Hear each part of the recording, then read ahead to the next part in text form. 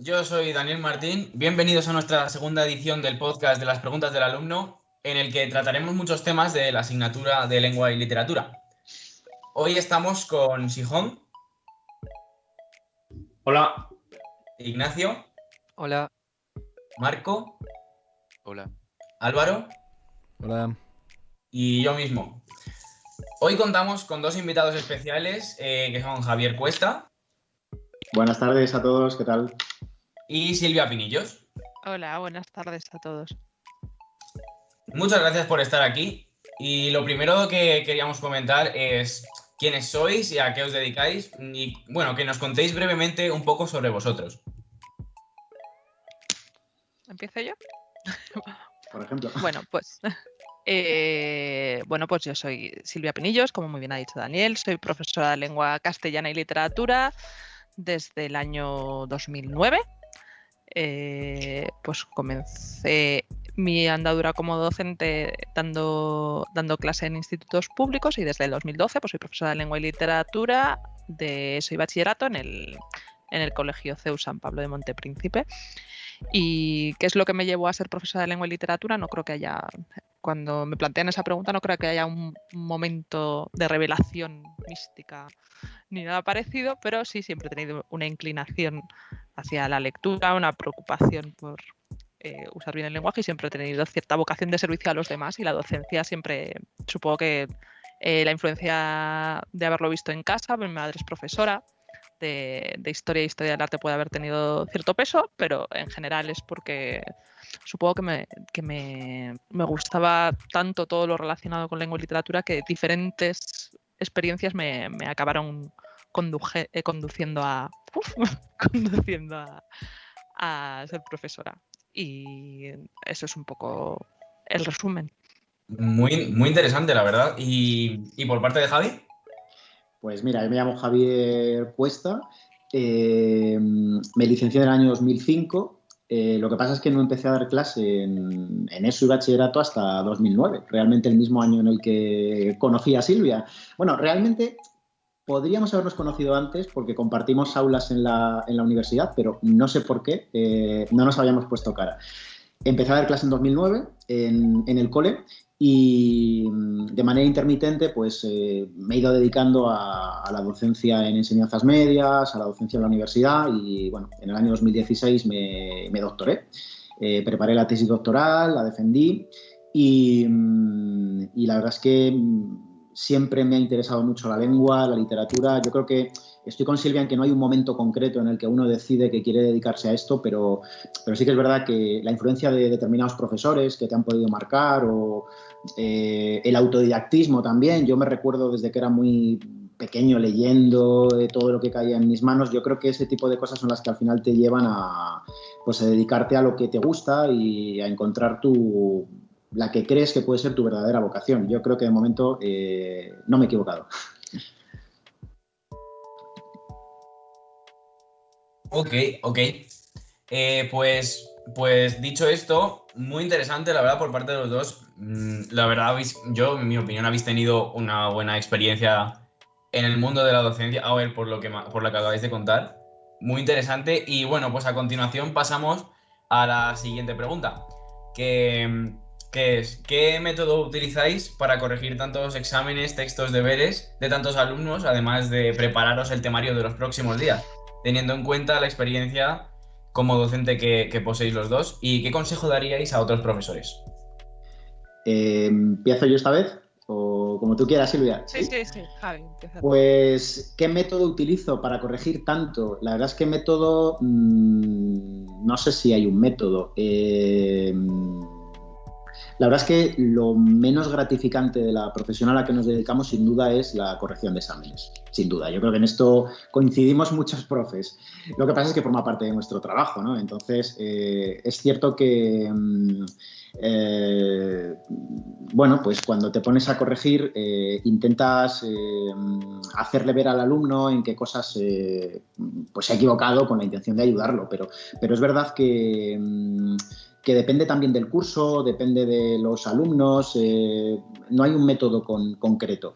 Es verdad que intentamos organizarnos en la medida de lo posible, porque si no te organizas, pues es muy complicado que puedas sistematizar de alguna manera tu trabajo, pero también yo creo que la experiencia es la que te va dando pues ciertas tablas, ¿no? A la hora de enfrentarte no solamente a la corrección de exámenes, sino a la preparación de las propias clases, ¿no? Es la propia experiencia que tengas a la hora de impartir clase en un determinado grupo, el tipo de ejercicio también que tengas que corregir, el tipo de examen. Es cierto que los exámenes de lengua pues, son exámenes generalmente muy largos, con lo cual pues corregir un examen nos lleva nuestro tiempo, lógicamente, pero bueno, forma parte de nuestro trabajo y siempre intentamos pues, que nuestras correcciones vayan en la dirección de que el alumno aprenda de sus errores para no volver a cometerlos o para que vaya creciendo poco a poco en el conocimiento de nuestra materia.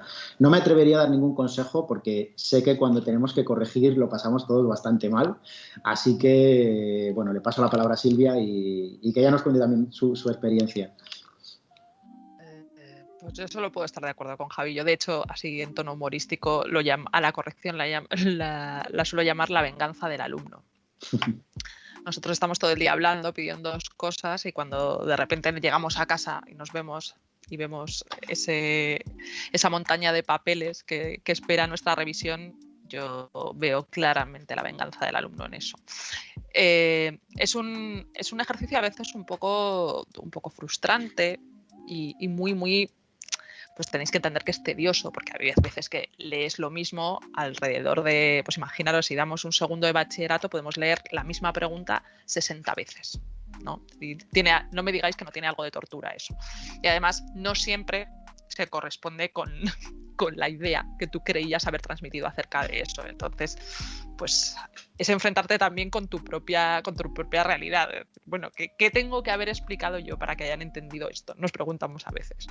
Pero sí que es verdad que luego hay también respuestas estupendas que te hacen ver que algo han aprendido. Pero el proceso es tedioso, te digan lo que te digan, porque es que es la realidad, es leer muchas veces seguidas algo muy parecido. Respecto a cómo lo hacemos, intentando planificar, pero en eso os diré que es complicado porque suelen coincidir.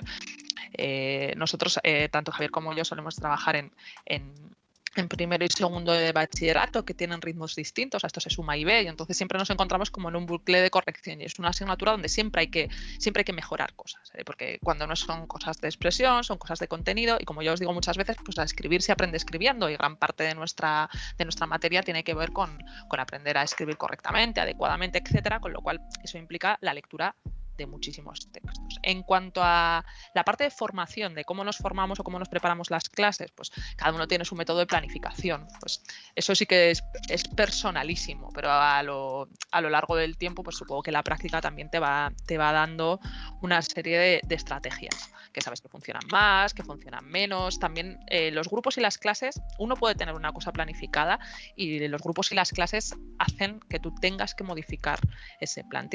Yo creo que una de las cualidades que un profesor tiene que tener es ser verdaderamente flexible y verdaderamente perceptivo de qué es lo que va a funcionar en un momento, qué es lo que va a funcionar en otro. Porque intentar imponer tu plan por encima del ambiente de la clase o de la personalidad del grupo no suele ser efectivo, pero eso también se gana con la experiencia. Todo es experiencia, al fin y al cabo. Y luego, en cuanto a la formación, es que en lengua y literatura nosotros nos pasamos la vida formándonos por una cuestión evidente, que es nos pasamos la vida comunicándonos, nos pasamos la vida observando cómo los demás se comunican y además tanto Javier como yo somos unos apasionados de la lectura, dos personas creo que muy curiosas que intentan mantenerse al tanto de todo lo que ocurre a su alrededor, aunque no siempre podemos porque el trabajo a veces no nos deja trabajar, es decir, tenemos que corregir. Sí. A veces el trabajo no nos deja seguir formándonos como nos gustaría. Para nosotros formarnos es ir al teatro, es ir al cine, es ver una exposición, es leer un catálogo, es alimentar nuestra mente con cosas que luego poder ofrecer a nuestros alumnos. Porque yo creo que también eso lo tenemos muy claro los dos, que somos mediadores de la realidad cultural entre de nuestros alumnos, ¿no? A veces os enseñamos a vosotros cosas que no conocéis, también nosotros aprendemos de vosotros cosas que no conocemos, y a lo largo del tiempo pues también hemos ido aprendiendo de otros alumnos previos a vosotros, y eso pues yo creo que nos enriquece y somos capaces de devolver ese legado en constante aumento. Espero que no se nos vaya, que no vayamos a menos. Y eso es un poco las líneas generales. Sí, yo estoy completamente de acuerdo con lo que comenta Silvia. Es cierto que la asignatura de lengua y literatura es una asignatura en el sentido muy transversal, ¿no? Que nos obliga a estar actualizando constantemente conocimiento, ¿no? Porque es una asignatura muy relacionada con el ámbito cultural en general. Entonces, estoy muy de acuerdo en lo que dices sobre la necesidad de que completemos nuestra formación. Yo creo que la formación de cualquier profesor debería ser una formación continua. Quizás en nuestro caso esa formación continua tiene mucho que ver también con lo que comentaba Silvia, asistir al cine, al teatro, ver exposiciones, estar un poco al tanto de, no lo podemos leer todo, pero estar un poco al tanto de lo último que se publica, de cuáles son los autores que, pues que están en la cresta de la ola en ese momento. Muchas cosas se nos escapan, pero hay que tener pues ese espíritu curioso, que es el que también os pedimos a vosotros como alumnos de bachillerato internacional, y somos nosotros, los profesores como docentes, los que tenemos que intentar cultivar ese espíritu en primer lugar para poder transmitiros a vosotros esa curiosidad tan necesaria en un mundo tan complejo, tan complicado como el que vivimos. Así que no puedo estar más de acuerdo con lo que comenta Silvia. Sí, estoy de acuerdo con vosotros, pero me gustaría preguntaros una cosa y a ver qué opináis. Ya que para vosotros también es un castigo el examen y para nosotros no nos hace ninguna gracia tampoco, ¿realmente pensáis que es necesario hacer exámenes de la asignatura de lengua como tal? O sea, ¿no creéis que nos podéis evaluar de otra manera que en vez de forma de exámenes?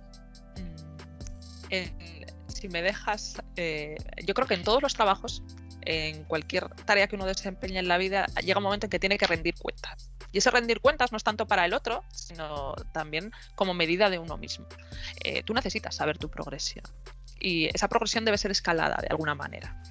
Y en el caso de lengua y literatura, además, es que el propio ejercicio de la escritura, el propio ejercicio de redactar un texto formal, como es un examen, es imprescindible. Tú tienes que aprender a manejar ciertos moldes. Tú imagínate, cuando vas a hacer una prueba de competencia en otro idioma, que no es el propio, te van a pedir que seas capaz de verbalizar, expresar por escrito determinadas ideas ajustándote a un molde, a un esquema, a un género. Y el género examen es yo creo que un género que todo el mundo debe manejar, ¿no? Un texto expositivo, claro, ordenado, preciso, con una terminología perteneciente a una determinada disciplina. Otra cosa es que la forma de examen pudiera variar, pudiera completarse o no tuviera que estar condicionada a pues, las exigencias del sistema educativo tal cual está. Pero yo creo que el modelo de examen es necesario. Yo creo que es que el problema es la concepción que tenemos de un examen. Yo me pongo exámenes a mí mismo. Todos nos ponemos exámenes, todos nos ponemos pruebas para saber hasta qué punto hemos conseguido alcanzar determinado logro en nuestra vida. El que se pone una meta para correr en un tiempo determinado, el que se pone un desafío, el que intenta hacer un ejercicio de evaluación sobre si ha conseguido o no determinada cosa, ¿no? Yo creo que es necesario porque para mejorar uno tiene que aprender del error, uno tiene que saber hasta qué punto controla, domina esto, tiene que saber también qué es lo que le queda por saber. No sé, yo creo que es un ejercicio necesario. Lo que pasa es que vosotros tenéis asociado el término examen a un ejercicio concreto, a veces simplificado, ya os digo, por las exigencias del sistema educativo. Creo que hay otras maneras de examinar, pero creo que el examen es necesario. Yo creo que es verdad que están cambiando mucho los métodos de evaluación y que bueno, pues os pedimos otro tipo de cosas para valorar vuestras competencias, ¿no? En nuestra asignatura de lengua y literatura, pero yo creo que sí que sigue siendo necesaria una prueba objetiva, entre otras cosas porque también os vais a tener que enfrentar a vosotros en bachillerato internacional o vuestros compañeros que están en primero de bachillerato, el 11, a pruebas objetivas al final de la etapa que van a valorar precisamente esa adquisición de competencias. Por lo tanto, yo sí que creo que sigue siendo conveniente realizar ese tipo de pruebas objetivas. ¿Que podamos añadir otros métodos de evaluación? Por supuesto. Que tengamos que familiarizarnos con otros métodos como el aprendizaje basado en proyectos o el aprendizaje basado en problemas, los resultados de un trabajo cooperativo que podáis estar realizando y que tengáis que exponer con vuestros compañeros, por supuesto que son otros métodos de evaluación que también pueden evaluar competencias. Yo creo que el problema está en la concepción del examen y en eso estoy de acuerdo con Silvia. Tenemos la sensación de que hacer un examen es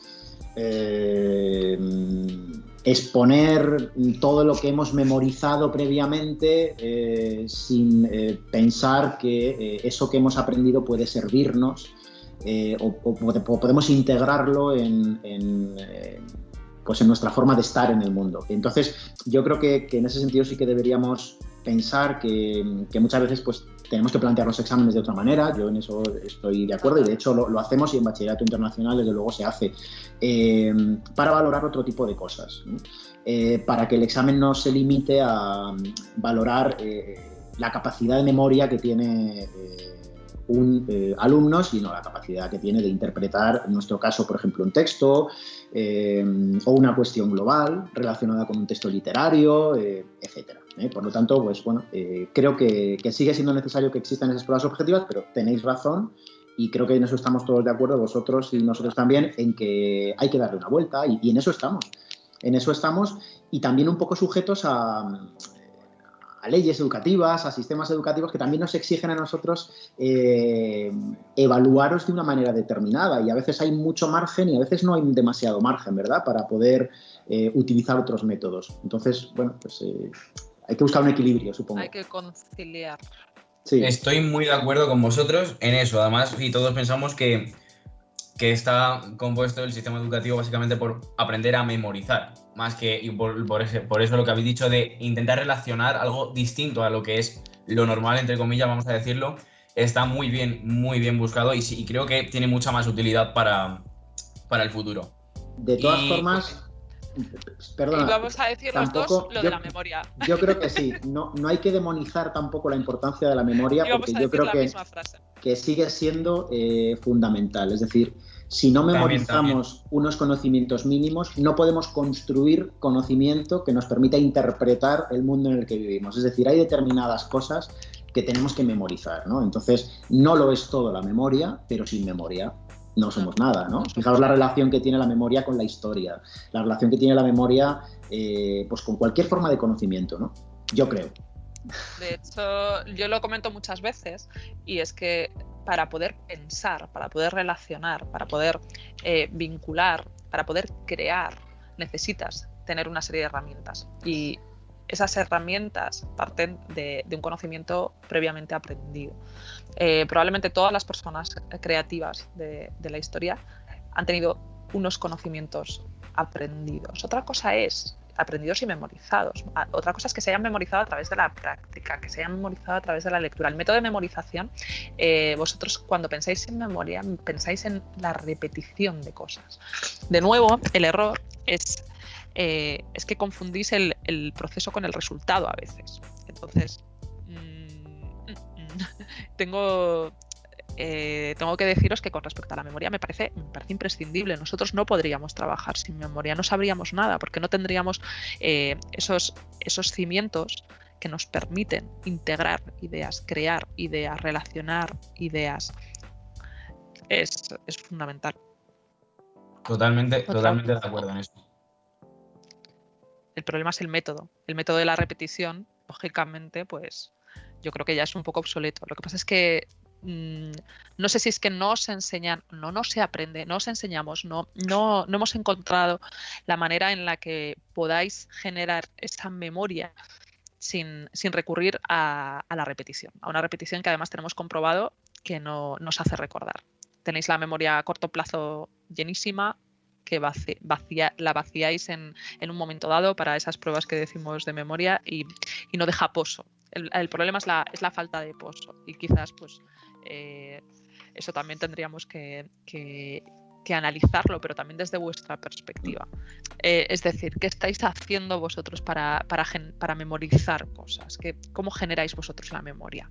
¿Estáis basándola solo en la repetición? O sea, vosotros como alumnos, nosotros como profesores o como personas sabemos cómo hemos ido construyendo ese aprendizaje, ¿no? Pero yo creo que ese es un tema interesante sobre el que reflexionar.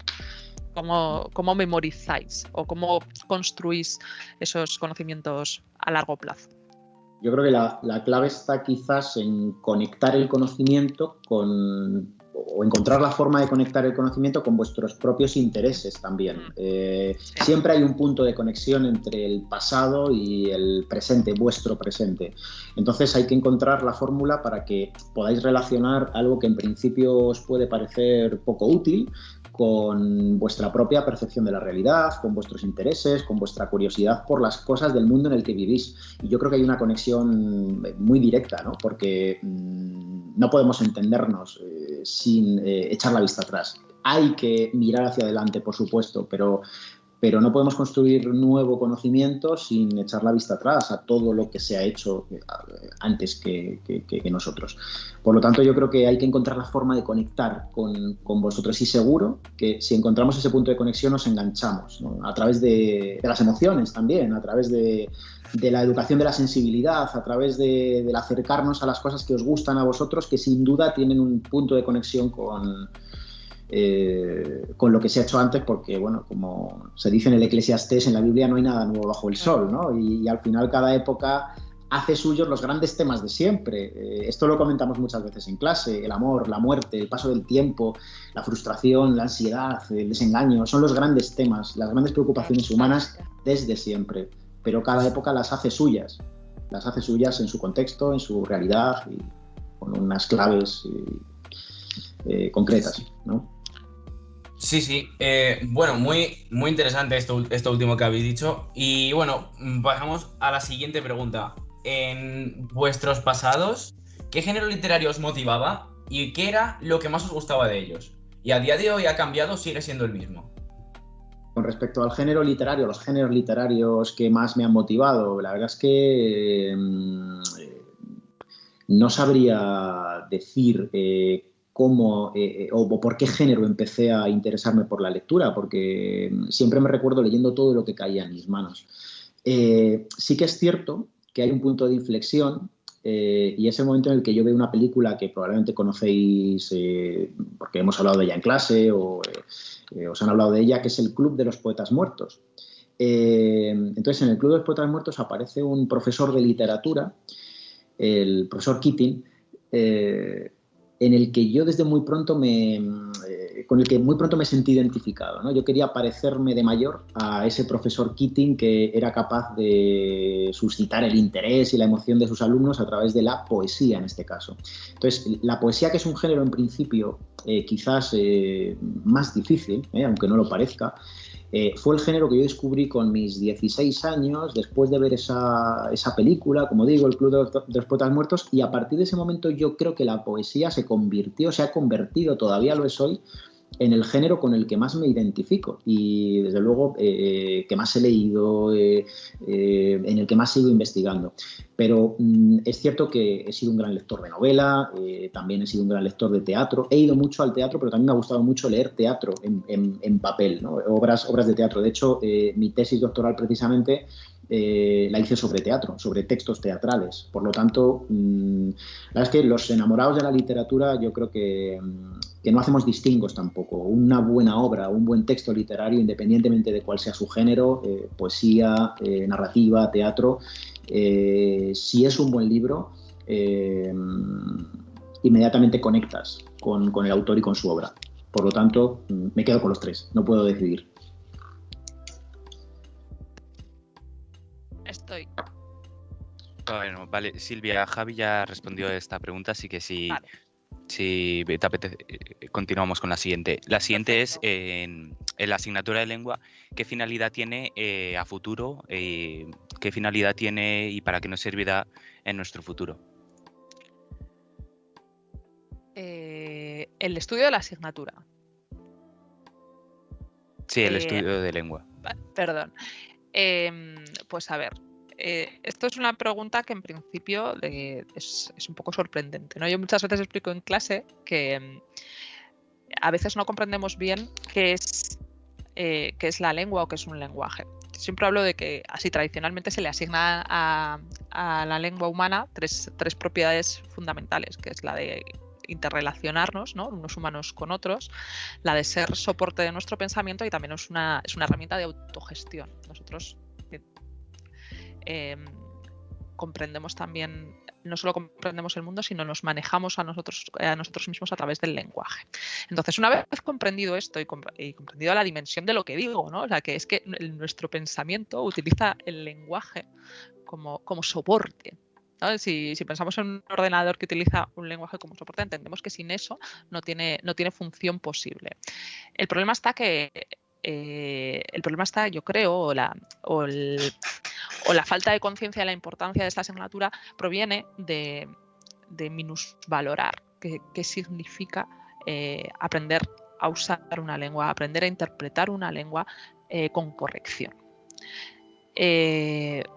Está claro que si fuéramos conscientes de la enorme dimensión que tiene manejar la herramienta que nos permite comunicarnos con absolutamente todos los demás, o sea, con todos los seres humanos, independientemente de que sea en una lengua o en otras lenguas, porque nosotros lógicamente estudiamos las normas de funcionamiento de la lengua castellana, pero en el fondo aprendemos a manejar un lenguaje, independientemente de cuál sea un lenguaje verbal. Entendemos cuáles son los mecanismos de comunicación, los mecanismos de funcionamiento de un lenguaje independientemente del idioma que hablemos, ¿no?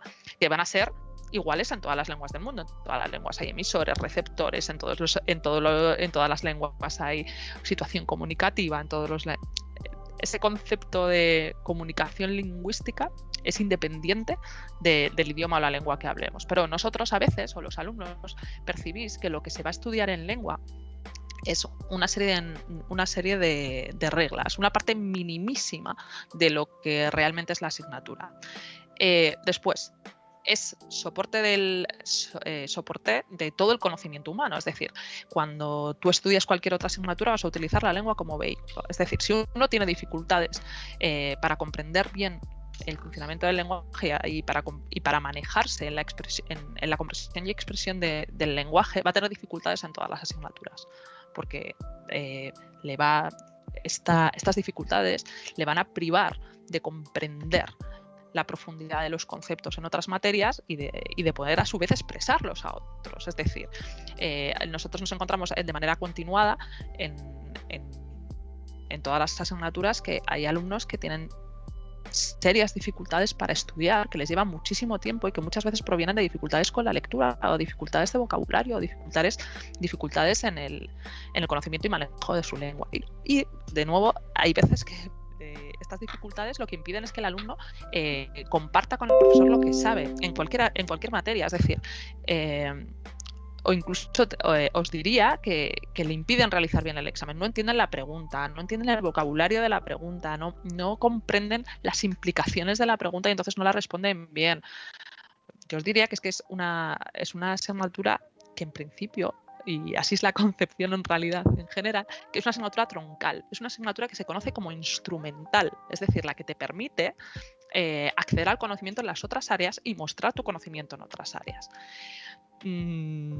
Claro, visto desde ese punto de vista, supongo que comprendéis que su importancia es mucho mayor, pero que quizás a veces nos olvidamos y nos quedamos con una parte pequeñísima o los profesores lo transmitimos más y entonces mal, y entonces os quedáis con que estudiar lengua es hacer sintaxis o es estudiar morfología, aspectos ambos que me parecen interesantísimos e importantísimos para organizar la mente, para comprender el funcionamiento de la lengua, etcétera, pero que esas sutilezas a lo mejor se comprenden de manera secundaria. Pero lo que tenéis que entender es que si es la herramienta que me permite llegar al conocimiento en cualquier asignatura o en cualquier disciplina del saber, y que me permite expresarla y que me permite transmitirla, pues debe ser indispensable. Y luego la parte de literatura, que efectivamente pues es cultura, es conocimiento del mundo, es una máquina del tiempo, como os digo yo también, es el uso más perfecto de la lengua también, es un modelo a seguir en expresión. Es lengua vivida, que una cosa realmente compleja en realidad. Pues claro, tengo 2 minutos para explicar la importancia, a lo mejor. Claro, me resulta muy difícil explicar la importancia de la asignatura en 2 minutos, pero quería hacer un pequeño acercamiento a cuál puede ser la importancia real de dominar esta asignatura. Pues realmente toda, porque cualquier cosa que vais a decir, pensar, sentir, crear, va a utilizar el lenguaje como medio de expresión. Y yo creo que si cuentas con un conocimiento de la lengua que se convierta en un aliado que potencie todas estas posibilidades, pues yo creo que tienes asegurado pues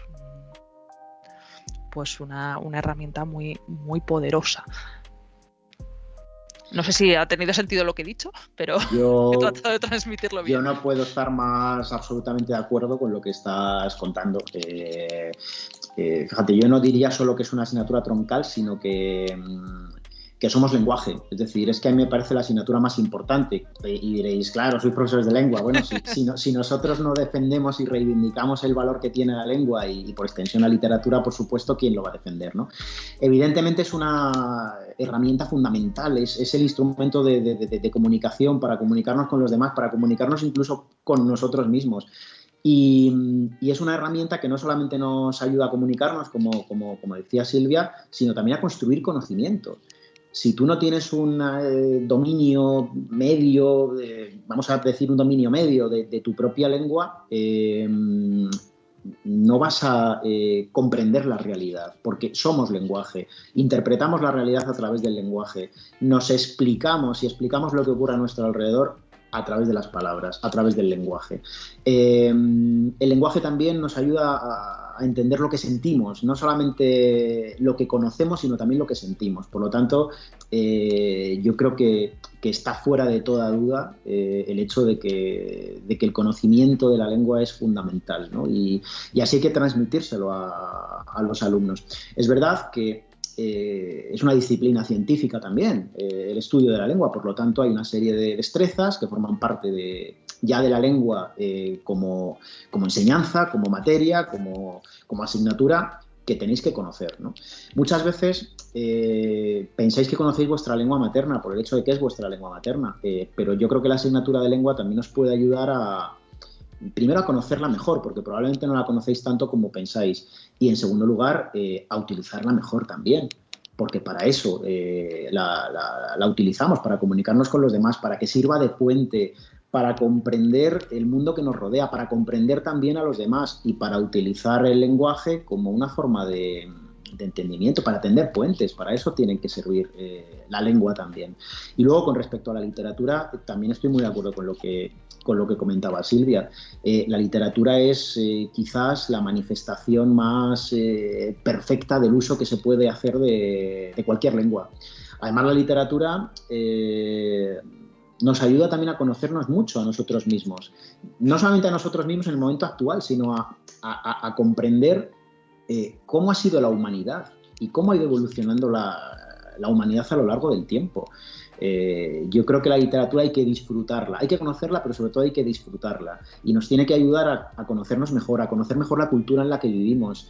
También a emocionarnos, que es algo que a veces se descuida mucho. Y yo creo que la literatura puede contribuir a eso, a educar nuestra sensibilidad.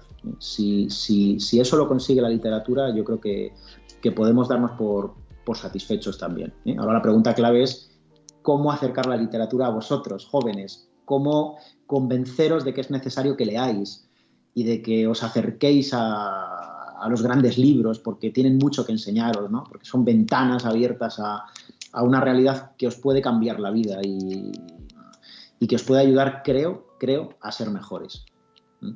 Pues ya que estamos hablando de literatura y sobre libros, queríamos plantearos esta pregunta, que es podemos decir que últimamente la decadencia de la lectura en niños y adolescentes es bastante alta y creo que podéis estar de acuerdo conmigo. Entonces, queremos plantearos esta pregunta de cómo fomentaríais a esta lectura a los niños y a los adolescentes, que vuelvan a querer leer, por ejemplo, ¿no? O, bueno, también nos planteamos otra opción, que es a lo mejor que la lectura algunas veces lo sobrevaloramos y a lo mejor le damos demasiada importancia y a lo mejor se puede emplear otros medios de enseñanza, aparte de la lectura, claro, o para usos recreativos también incluso, ¿no? Para ayudarnos a sentir o para mostrar emociones y vivir experiencias mediante otros medios, ¿no? ¿Empiezo yo? ¿Tú? Si quieres. Vale. El tema del acercamiento a la lectura es complejo. Os mencioné la famosísima frase de Daniel Pennack de que el verbo leer no admite imperativos, ¿no? Que es como un punto de partida siempre que se habla del fomento de la lectura. Y a ver, este tema suscita mucho debate, porque efectivamente se debe obligar a los niños a que lean, se debe obligar a los niños a que se acerquen a algo que por instinto no les atrae naturalmente. Pues cada uno tenemos nuestra opinión personal. Yo creo que, como todos los hábitos humanos, tenemos que tener una experiencia de acercamiento. Los niños, naturalmente, se sienten atraídos por las historias. Yo no conozco ningún niño que no le guste que le cuenten cosas. O incluso el objeto físico niño, cuando un niño es muy pequeño, yo quizás tengo la experiencia cercana porque tengo una niña pequeña, los libros y las historias atraen al ser humano siempre. Siempre quiere que le cuenten cosas, porque creo que todos podemos estar de acuerdo con que el niño tiene el instinto de aprender, está dentro de su propia naturaleza. Y la ficción es una estrategia que, desde el punto de vista antropológico, las historias, los cuentos han sido utilizados como medio de aprendizaje para los niños. Y yo creo que en ese sentido hay una etapa de la vida, en la infancia, que los niños y los padres sí que intentan leer, porque todo el mundo tiene entendido que leer es algo bueno. No creo que nadie tenga connotado la lectura como algo negativo. En principio, entre la gente con cierto grado de formación, ¿no? Se entiende que, sobre todo, es bueno que los niños lean, ¿no? Eso es como una premisa de todas las civilizaciones. Es bueno que los niños sepan y desde luego, la historia de la humanidad nos ha demostrado que las personas mayores enseñaban a los niños a través de cuentos. O sea, que una de las funciones de la ficción más básicas ha sido enseñar al niño, enseñar diferentes aspectos. ¿Qué pasa? Que es verdad que estamos en una sociedad contemporánea muy compleja, complejísima, donde la lectura tiene que convivir con otras realidades a veces muy complicadas. El tiempo, el factor tiempo, el elemento tiempo. La lectura yo diría que es un placer, es una experiencia que requiere tiempo, y el tiempo es probablemente el bien más preciado de esta sociedad postmoderna en la que vivimos. El leer a un niño lleva tiempo. Leer un adulto lleva tiempo, es una experiencia que es lenta y que además no ofrece resultados inmediatos. Y vivimos en una sociedad donde la inmediatez es también otra de las grandes exigencias. Total. Así, para resumir, porque parece que estoy tocando varios aspectos. Creo que tiene que ver este apartar la lectura de nuestra vida cotidiana con priorizar otros aspectos por delante de los beneficios que puede tener la lectura. La lectura es un acto complejo. Requiere traspasar ciertas barreras o ciertas dificultades. Pensad en un niño que está aprendiendo a leer, ¿no? Hasta que llega a comprender la historia, hasta que es capaz de tener una independencia lectora, pasa tiempo.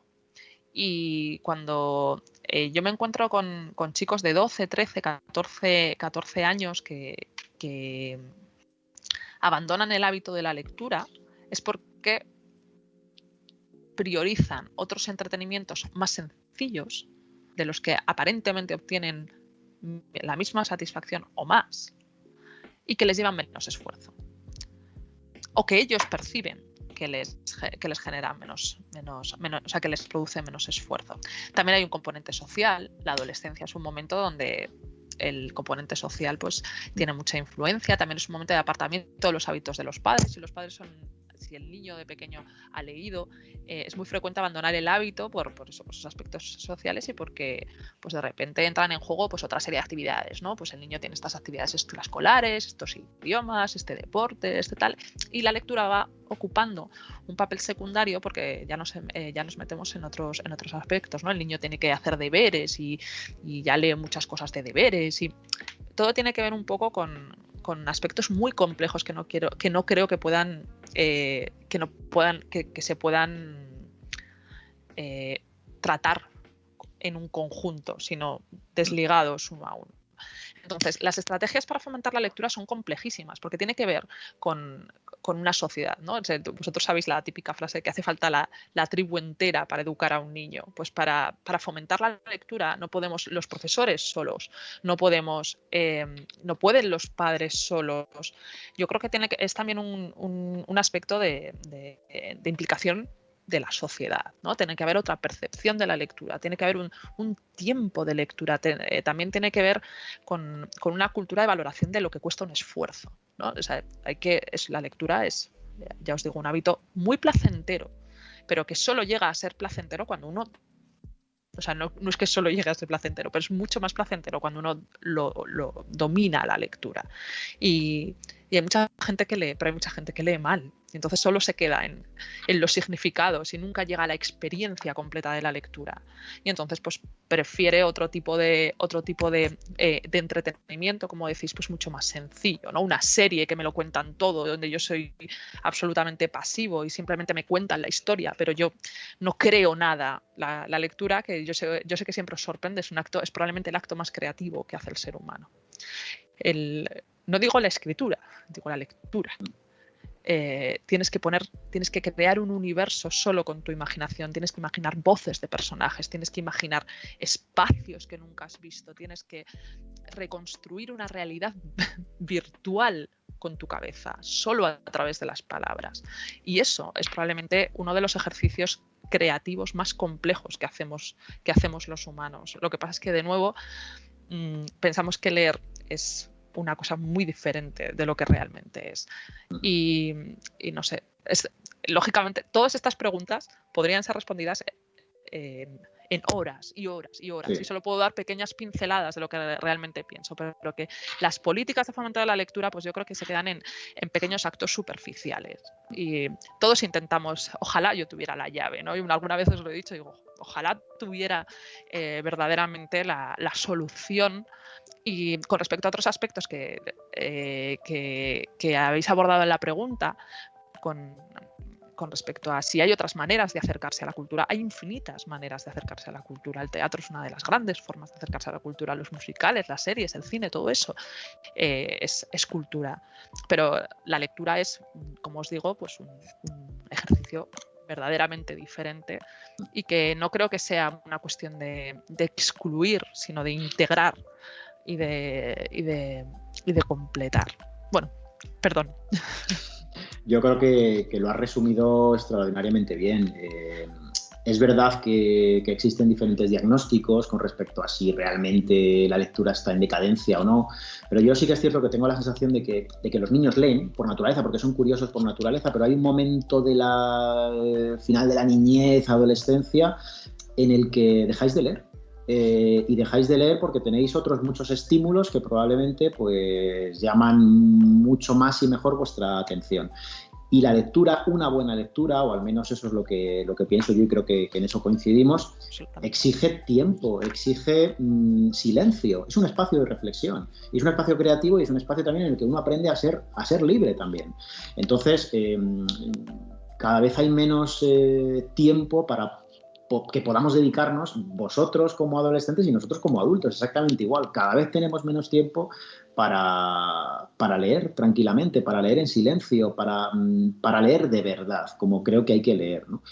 Es verdad que hay muchas experiencias también de lectura colectiva que son muy interesantes, ¿no? Los famosos clubes de lectura que se organizan pues, también en los coles o en bibliotecas o en asociaciones, pero para poder hacer incluso una lectura colectiva primero necesitas haber aprendido a leer solo, ¿eh? Y yo creo que el mundo en el que vivimos va un poco en contra de ese hábito. Es un hábito que hay que cultivar, por supuesto. O sea, si vosotros empezáis a leer, antes lo decía yo, un poco todo lo que cae en vuestras manos, da igual, ¿no? Creo que ese hábito de lectura lo vais a ir generando y cuando vayáis creciendo vais a sentir la necesidad de seguir leyendo. No vais a leer porque alguien os diga que tenéis que leer esto o lo otro, sino porque verdaderamente es un hábito que se ha ido fomentando en vosotros y vais a sentir esa necesidad de leer. Así que yo os animo a que si sois lectores, leáis lo que tenéis que leer ahora con vuestros 16, 17, 18 años, porque sin duda ese hábito va a ser una puerta que os permita continuar aprendiendo, continuar formando. La lectura es formativa también y nos enseña mucho sobre el género humano, ¿eh? Así que yo creo que merece la pena que apostemos por la lectura y desde luego que desde el mundo educativo se insista en que la lectura es una actividad esencial, ¿eh? Y en ese sentido necesitamos pues políticas educativas, implicación de los profesores en reconocer que se trata de algo con lo que nos tenemos que comprometer como sociedad. Es fundamental para que haya ciudadanos libres, para que haya ciudadanos también sensibles, solidarios, que aprendamos a leer y que a través de la lectura aprendamos también valores. Porque yo creo que la lectura también puede enseñarnos a estar en el mundo en el que vivimos. Sí, totalmente de acuerdo. Pero quería preguntaros una cosa y plantearos esta pregunta, ¿no? Si realmente la lectura es la que predomina en la cultura, ¿no? Yo creo que sí, pero ¿no creéis que debería otros tipos de cultura que deberían ser explotados también en vez de solo la lectura? Por ejemplo, estoy de acuerdo de que la lectura sí no puedes aportar muchas cosas. Yo estoy totalmente de acuerdo, pero a lo mejor hay otras formas de cultura que sí nos aportan otras cosas que son muy interesantes. A lo mejor mediante cine obtenemos un estímulo visual y auditivo, ¿no? Yo creo que está todo muy relacionado. Antes, me parece que en alguna de las preguntas que hemos contestado antes, hablábamos de la importancia de la cultura en general. Sí. Y evidentemente la lectura es algo más. Y es una puerta muchas veces también la lectura a otras formas de cultura. Al cine, a la televisión, a las series, al teatro, al arte. Yo creo que está todo interrelacionado. Estamos hablando en realidad de las humanidades, de cultivar las humanidades, de acercarnos a todo lo que nos hace humanos. Y todas esas experiencias artísticas, creativas, me parece que son fundamentales. La lectura me parece que ocupa un lugar importante, pero por supuesto otras muchas formas de cultura tenemos que integrarlas y relacionarlas a su vez con la lectura. Por supuesto que sí, porque además hay muchísima relación entre la literatura y otras artes. Muchas veces no podemos entender la literatura o el arte sin la literatura y viceversa. Por lo tanto, creo que está todo interrelacionado, como las humanidades en su conjunto, la cultura humanística en general. Sí, claro, totalmente. Pero sobre todo me quiero enfocar en qué opináis, porque de hecho quiero que me contestes tú, Silvia. Has dicho que nosotros los adolescentes nos tendemos a estímulos más satisfactorios más rápidamente. Es lógico. Es lógico, pero lo que quiero preguntar es, ¿realmente hay algo malo dentro de que obtengamos una satisfacción más rápida? Solo si excluye. O sea, quiero decir, a mí me parece que lo verdaderamente, lo que realmente me preocuparía es que fuera excluyente que la cultura se excluyera a un género o a otro. A ver, perdón porque me estoy explicando muy mal. ¿Por qué hay que optar? No sé por qué hay que optar. Todo lo contrario. O sea, yo concibo la cultura como algo que enriquece, y además, como decía Javier antes, que lo ha expresado maravillosamente bien, la cultura además es una conexión entre puertas. Ves una cosa que te lleva a otra cosa, que te conduce a otra cosa, y al final vas generando un conocimiento, vas generando también un conocimiento no solo de lo que hay alrededor de ti, sino un conocimiento de ti mismo. ¿Por qué? Porque vas viendo conexiones entre las cosas que te gustan, que te llaman, una cosa que te lleva a otra. Yo os voy a poner un ejemplo muy concreto porque a veces hablamos de abstracciones. Uno está viendo una película y de repente esa película le lleva a una canción, y esa canción le lleva a un libro, que es un libro que le lleva a un personaje fascinante del que nunca había oído hablar previamente, que le hace investigar. Ese personaje le lleva a otro personaje. Es un conjunto, es un tejido de hilos que va construyendo una verdadera forma de conocimiento. Entonces, además, tienes dos cosas. Tienes el conocimiento de ese camino y lo que te vas llevando en cada parada que haces, ¿sí? Y no solo el conocimiento, sino la experiencia estética, la experiencia emocional, a veces la experiencia sensorial de ese camino. Por ejemplo, vosotros, supongo que a todos os ha pasado, ¿no? De pronto estás viendo una serie, o sea, me voy a poner con una serie, con algo que sea cercano a vosotros. Y esa serie de repente aparece una canción que no sabes por qué, pero te emociona. Y esa canción pues es una canción de los años 90 perdida por el mundo. Y como hoy tenemos tantísimos recursos, una cosa impensable en nuestro tiempo. Yo estaba viendo yo a mis 15 años estaba viendo una película que me emocionaba y oía una canción, tenía que buscarme mucho la vida para saber de quién era esa canción. Tenía que encontrar a alguien que lo supiera. No podía buscarlo en Google. No tenía Shazam para poner la canción y que me dijera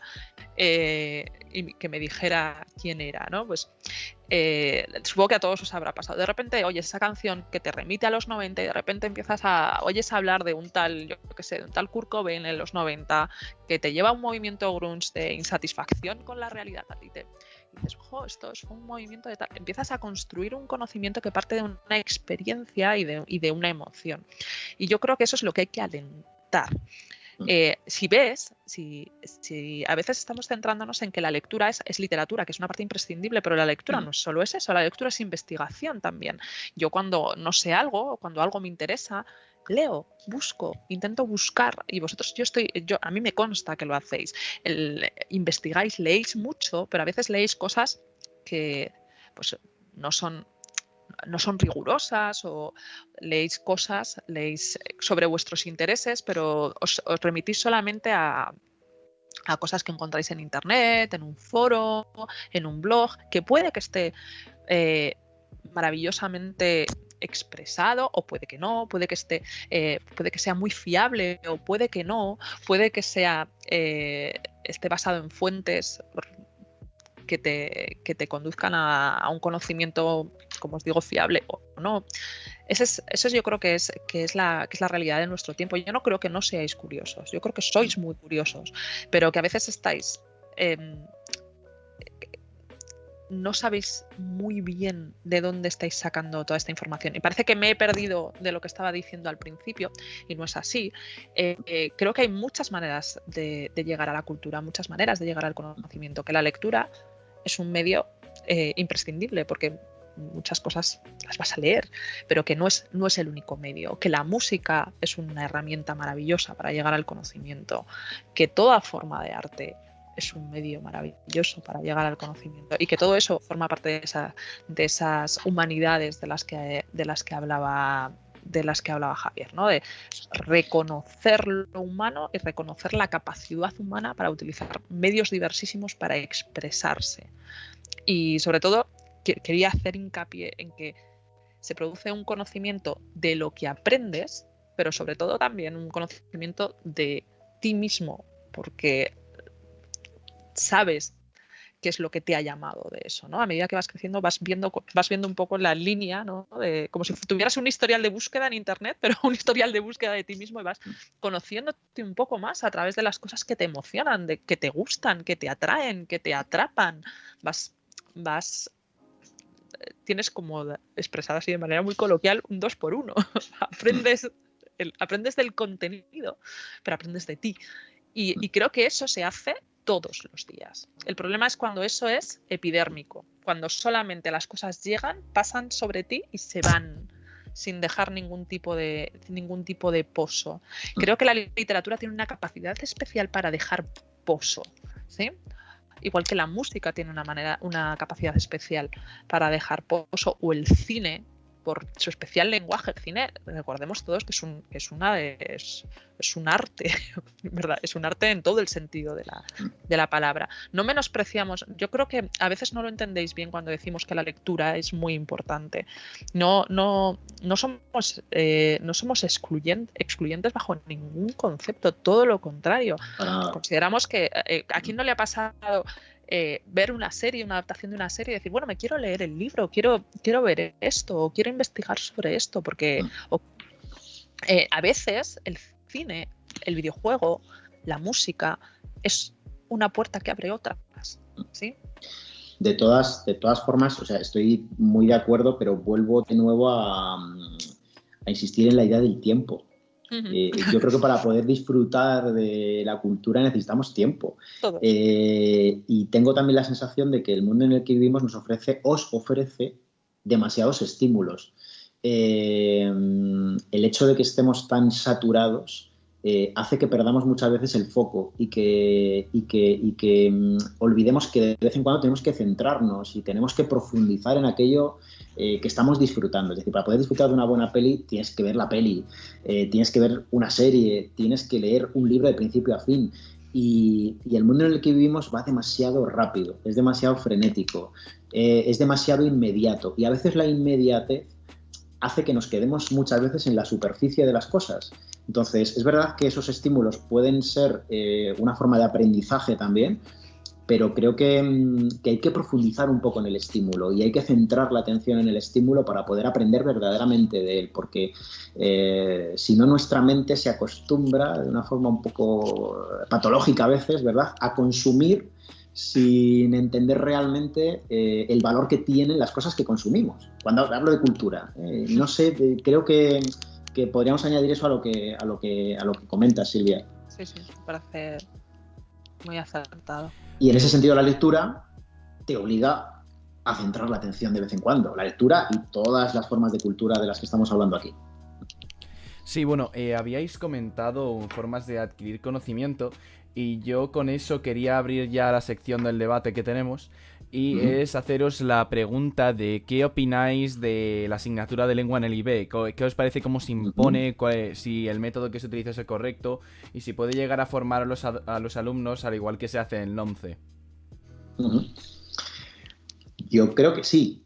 Yo creo que no tanto la asignatura, sino el método, es decir, la forma de acercarse a la asignatura. Yo creo que eso es fundamental y tiene mucha relación con lo que estábamos comentando ahora. Hablábamos de que sois curiosos, claro que sois curiosos, y esa curiosidad tenemos que trasladarla también, en este caso a lengua y literatura, pero al resto de las asignaturas. Yo creo que sí, que es una forma distinta, novedosa de acercarse a la literatura, porque sobre todo promueve mucho también la lectura crítica de los textos y el debate, ¿no? Yo creo que eso es fundamental también cuando nos acercamos a los textos con ojos críticos, tanto si tenemos que hacer un comentario de texto como un análisis comparativo de textos, como si estamos analizando un texto literario. El hecho de que tengamos una mirada crítica sobre los textos es fundamental, y en ese sentido creo que que en bachillerato internacional creo que se hace ese acercamiento más crítico a los textos, con un programa quizás más reducido que el que tenemos en el 11, pero creo que eso es una virtud también con respecto a lo que ocurre en el 11. En el 11 quizás los programas son demasiado ambiciosos, y creo que en bachillerato internacional el hecho de centrarnos en determinados aspectos de la lengua o de la literatura pues contribuye a que el aprendizaje que hacéis de la lengua y de la literatura pues puede ser quizás mucho más sólido, o igual de sólido, pero de manera mucho más efectiva, me parece.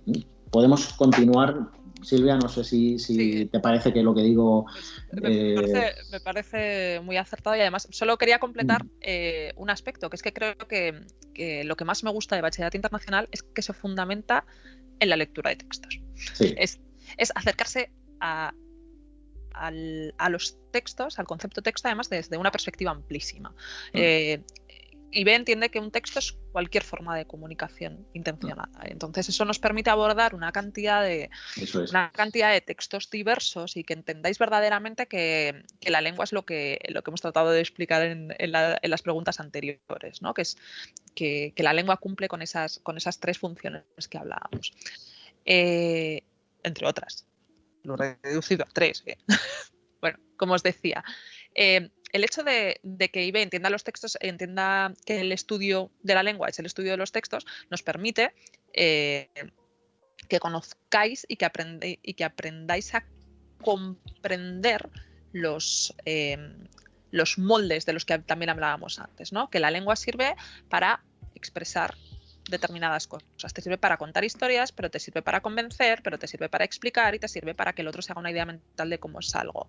Y que los textos aparecen en todas las facetas de la vida. Aparecen en el ámbito social, en el ámbito académico, en el ámbito literario, en el ámbito empresarial, en el ámbito científico. Rodeados de textos. Que estamos rodeados de textos, ¿no? Y entonces lo que pretende IB, bajo mi interpretación,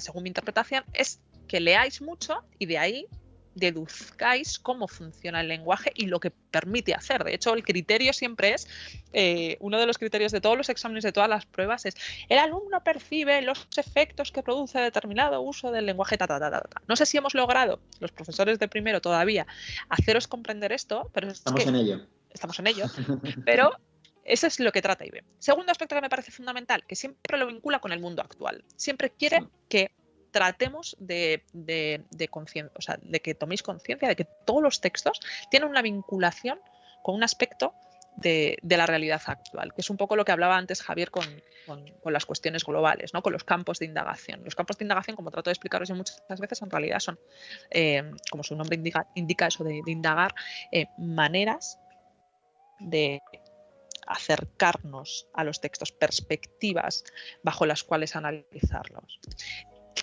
Y esta vinculación con el mundo actual yo creo que para vosotros es muy atractiva, porque ya no es textos lejanos de gente de hace mucho tiempo, sino que estas palabras de hace mucho tiempo en realidad están tratando aspectos que son intemporales y que suceden hoy en día y que son desafíos todavía para la humanidad sin resolver.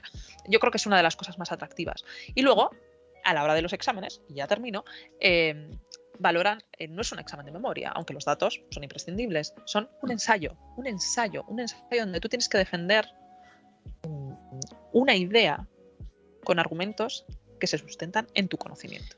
Y sobre todo demostrar que eres capaz de relacionar conceptos, los conceptos que has ido aprendiendo con el tiempo, y sobre todo vincularlos con el mundo real, ¿no? Estos días estábamos hablando precisamente de una de las pruebas, el examen oral, y hablábamos de las cuestiones globales. Silvia se estaba refiriendo a eso hace un momento, es decir, tenemos que vincular los textos que leemos con cuestiones que tienen alcance global y que siguen siendo importantes para entender el mundo en el que vivimos.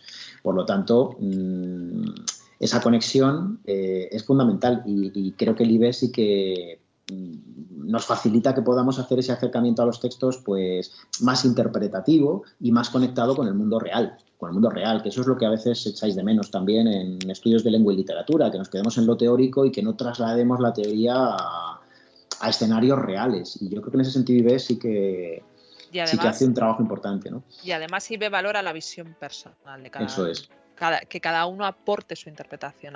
Sois más protagonistas en ese sentido. Pero ¿no creéis que IB es completamente práctico y nada teórico? ¿No creéis que es algo así? Yo creo que hay un equilibrio, ¿eh? Entre la teoría y la práctica. Volvemos a la pregunta inicial, cerramos el círculo. Sí. Yo creo que no podemos construir conocimiento sin conocimiento previo. Y para ese conocimiento previo necesitamos teoría, necesitamos conceptos, necesitamos una base sólida. Claro. Si tú tienes que analizar un texto, lo tendrás que hacer en virtud de unos criterios. Herramientas. Que debes conocer previamente. Claro. Tú, para poder analizar qué efectos está produciendo el uso de determinado uso del lenguaje, debes reconocer ese uso del lenguaje. Y para poder, perdona Silvia, para poder analizarlo en función de las herramientas que utiliza nuestra materia, nuestra asignatura, claro, para... debes dominar una terminología, analizar la lengua, identificar determinados elementos, debes manejar unas herramientas que te permitan analizar. Es que si no es imposible. No se trata de... yo les pongo siempre un ejemplo muy exagerado. No es que tiene que haber una diferencia esencial entre el análisis que tú puedas hacer de un texto y el análisis que me pudiera hacer cualquiera que pase por la calle. Debes demostrar el conocimiento de una disciplina. Sí, pero vale, bueno, Uy, perdón, Marco, tú primero. Vale, solo quería decir que para terminar este podcast, que ya, por ejemplo, Javi se tiene que ir, que lo que quería decir es que si veis que el IB falte algún temario o algo que se dé en otro, por ejemplo en el 11, y el IB ande algo escaso de ese cierto tipo. Yo creo que es que una asignatura nunca se acaba, quiero decir. El asunto es que la perspectiva que nos ofrece que nos ofrece IB sobre el estudio de esta asignatura se centra en este aspecto. Que no se trata de que yo me vaya a acabar la asignatura o que una cosa sea más completa que otra. No sé si se comprende bien. IB se dedica a enseñaros a interpretar una variedad de textos amplísima, ¿sí? Y por tanto se dejan de lado otros aspectos del estudio por ejemplo, de la norma lingüística que sí que se estudian en 11. Pero eso no tiene que ver con que uno sea más completo que otro. No, tiene que ver con la perspectiva desde la cual se analiza una materia absolutamente inabarcable, como puede ser el estudio de la lengua o el estudio de la literatura. Es como cuando yo doy literatura universal, que os lo he comentado en algún momento, cuando se estudia la literatura universal como asignatura en primero de bachillerato, lo primero que decimos en la presentación del curso es imposible. El concepto de literatura universal no existe, es una mentira, porque significaría estudiar toda la creación literaria del ser humano. Y eso es... eso comprenderéis todos que es un absurdo, que es imposible. Cuando me decís si se puede estudiar todo, si se estudia, o sea, si una cosa es más completa que otra, parece que tenéis una lista de comprobación, ¿no? De esto sí, esto no, esto sí, esto es más completo, como si fueran las características de un coche. ¿Cuál es más completo? Y creo que en el estudio o en el aprendizaje eso no es así, ¿no? Que nos parece que el acercamiento de IB es más, es probablemente va a producir un conocimiento más profundo de determinados aspectos de la lengua y determinados aspectos de la literatura, sí, pero por cómo está planteado. Pero no es que sea más completo o menos completo, como si fueran, como os decía, las especificaciones, ¿no? de un coche o de un tal. No es que tenga más extras o menos, es que la perspectiva es... De todas maneras, Bachillerato Internacional también favorece la la movilidad de contenidos, de temarios, Sí. es bastante Se puede flexible. adaptar. Nosotros ahora estamos trabajando con una guía y con unos contenidos muy concretos, pero hace un par de años, bueno, más o menos similares los contenidos, pero a lo mejor había alguna cosa que era ligeramente diferente, igual que ahora con vosotros en estos 2 años estamos trabajando algo que quizás no trabajemos dentro de otros 2, es decir, que muchas veces también vamos comprobando si esos contenidos funcionan, o a veces los abordamos de otra manera, nos acercamos a ellos utilizando pues otros recursos. Esto va cambiando y eso también es algo que a mí personalmente me gusta mucho de IB, el hecho de que te permita también hacer el programa a tu medida y que evite el anquilosamiento muchas veces de los programas que están cerrados y que bueno, pues evitan que también nosotros como docentes podamos motivarnos con la enseñanza de la asignatura, no tanto vosotros como docentes con el aprendizaje, sino nosotros con la propia, como alumnos quiero decir, sino nosotros como profesores, como docentes, con el aprendizaje de la asignatura. Así que yo creo que en ese sentido Bachillerato Internacional es estupendo y esa es la percepción que creo que vosotros también tenéis en mayor o menor medida. Estáis en primero, estáis todavía en proceso, ¿no? Pero yo creo que vais a tener la oportunidad de entrar un poquito más en el método y de poder disfrutar mucho más de ello. Bueno, sin duda los que todavía no lo hagáis. Pues muchas gracias a los dos por vuestras aportaciones. Sí. Ya vamos a terminar, pero antes de ello querríamos pediros alguna recomendación de algún libro que creáis que los que estudiantes de primero bachillerato, Sí. segundo bachillerato, de una edad cercana a los que estamos realizando el podcast, tengan que leer y despediros del programa.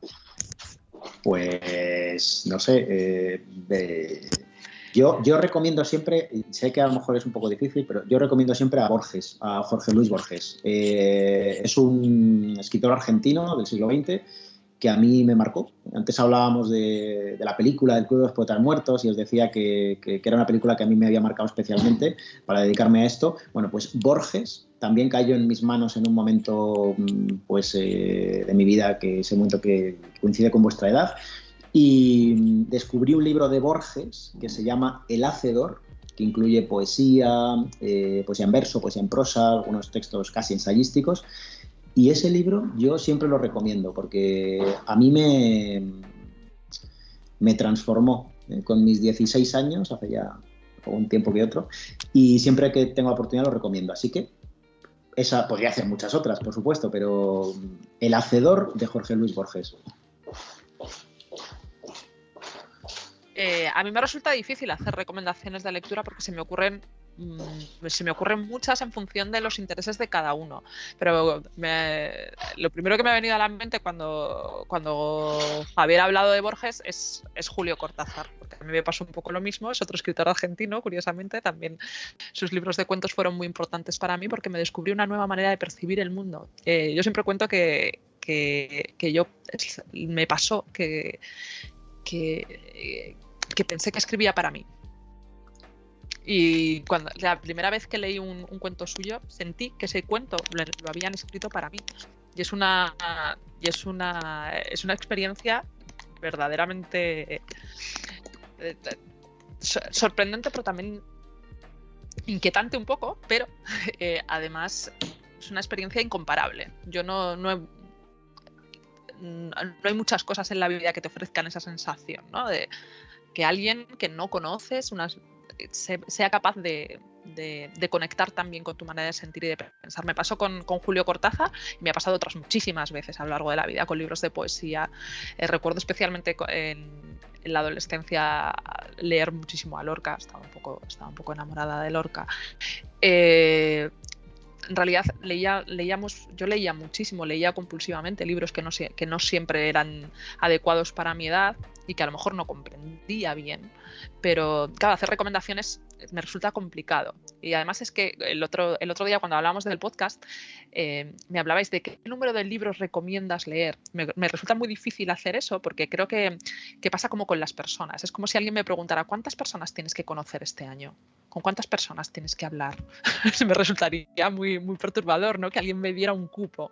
Pues yo os invitaría mucho con las recomendaciones de la lectura. Obviamente nosotros hemos hablado, podéis preguntarnos en función de vuestros intereses, porque probablemente podemos localizar algo que realmente os atraiga, pero yo me acercaría, yo miraría libros, cotillearía en casa, miraría contraportadas. Yo recuerdo que mi acercamiento a la lectura era de cotillar los libros que tenía en casa, los miraba, abría la última página y decía, venga, este. Y tenía me acercaba así a la lectura. Yo os sugiero que probéis con eso, probéis con lo inmediato, con libros de casa. Mirad el fondo, mirad detrás de Javier. ¿No os dan ganas de coger un libro? Pues muchas veces los libros que te marcan la vida llegan de manera fortuita. En ese sentido, Silvia tiene toda la razón. Bueno, chicos, pues muchísimas gracias por iniciativas como esta. Yo creo que ha sido una experiencia muy enriquecedora para nosotros, sin duda, ¿eh? Espero que para vosotros también lo haya sido. Sí, totalmente. Muchas gracias a vosotros dos. Muchas gracias por haber participado en nuestro podcast y la verdad es que ha sido bastante enriquecedora esta charla sobre la asignatura de lengua. Nos habéis resuelto muchas dudas que teníamos, la verdad. Y han sido muy interesantes las respuestas. Muchas gracias. Sí, muy interesante todo. Muchas gracias por todo. Muy bien. Pues un abrazo para todos, ¿eh? Un abrazo. Encantado. Hasta luego. Buena tarde, adiós. Adiós. Hasta luego.